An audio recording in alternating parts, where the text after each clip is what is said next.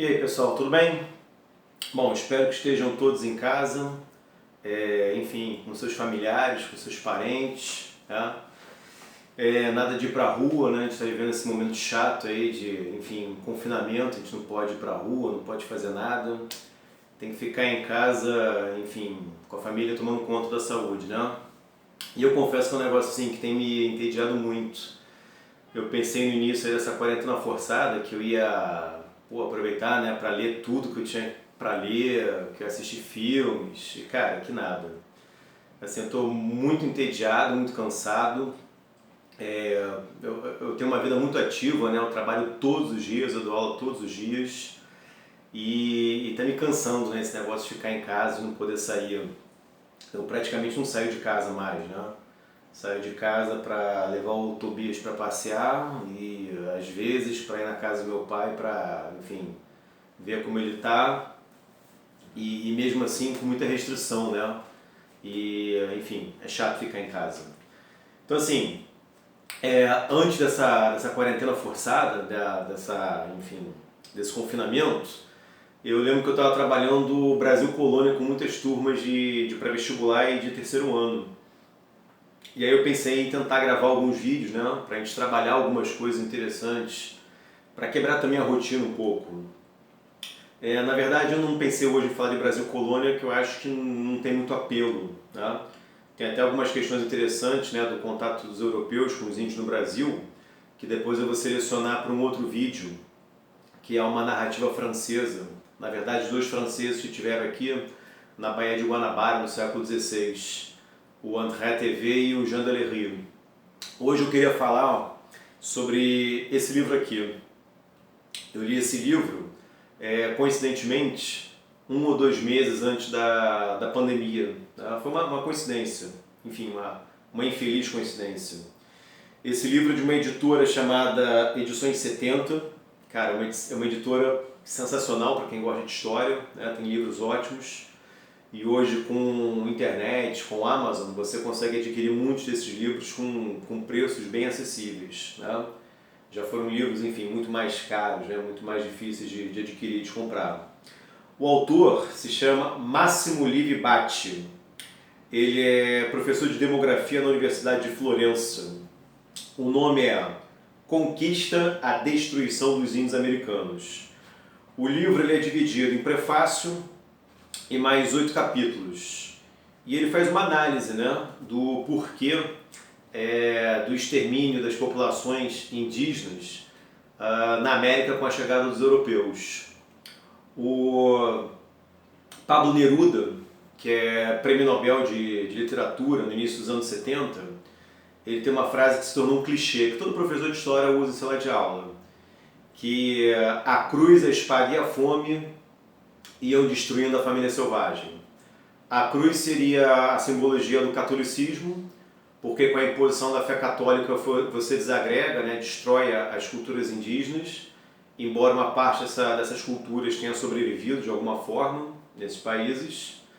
A espada é a superioridade bélica, as armas de fogo, as armas brancas, que são as armas de corte, os cavalos. E a fome é a simbologia do abandono da cultura de subsistência e a imposição do trabalho compulsório, a encomenda e a mita. A mita costuma ser digamos assim, um elemento mais conhecido, mais trabalhado, né? Porque ele é, digamos assim, mais objetivo. A mita era quando os índios eram, enfim, designados para trabalhar em áreas de mineração. A gente sabe que na América Espanhola, logo no início da colonização, logo no século XVI, os espanhóis vão encontrar muito ouro no Caribe, muito ouro no México, e muita prata principalmente na atual região da Bolívia, numa mina chamada Potosí, que vai ser uma mina que sem dúvida vai, enfim, ceifar as vidas de milhões de pessoas. A encomenda era uma relação um pouco diferente. A encomenda era quando um espanhol apelidado de encomendeiro, ele recebia um grupo de indígenas para supostamente cristianizar, civilizar, mas certamente ele utilizava esses índios para trabalhos em fazendas, para trabalho em área agrícola, para trabalho doméstico. Tá? É um trabalho compulsório, um trabalho escravo não declarado. Só que a frase do Pablo Neruda, ela não contempla o principal elemento que levou ao extermínio das populações indígenas na América, que é aquilo que a gente chama de choque microbiológico ou choque biológico, que basicamente são as doenças. Tá? E a principal doença que matou índio na América foi varíola. Além da varíola, tifo, sarampo, doenças respiratórias no modo geral, mas a varíola foi a pior das doenças. Tá? Para vocês terem uma ideia, o autor ele cita, né, esse caso específico num dos capítulos. A população indígena no Caribe foi praticamente toda exterminada. O melhor exemplo é o Haiti. Cara, o Haiti é um país que hoje 95% da população é negra. Então 95% da população do Haiti é descendente de indivíduos escravizados. Ou seja, a população indígena do Haiti ela praticamente foi dizimada, desapareceu. Né? Embora no Brasil, a gente pode até comentar isso em outro momento, tenha ocorrido algo análogo. Né? Estima-se hoje que menos de 1% da população brasileira seja formada por indígenas. Então, como as doenças, né, acabaram vitimando, acabaram, enfim, destruindo as populações indígenas, né, matando os indígenas, principalmente na região do Haiti, que na época da colonização o Colombo apelidou de Hispaniola. Hispaniola, na verdade, era o Haiti e a República Dominicana. Né? O Haiti é a parte ocidental, a República Dominicana a parte oriental. Houve necessidade de substituir esses indígenas mortos por escravizados africanos.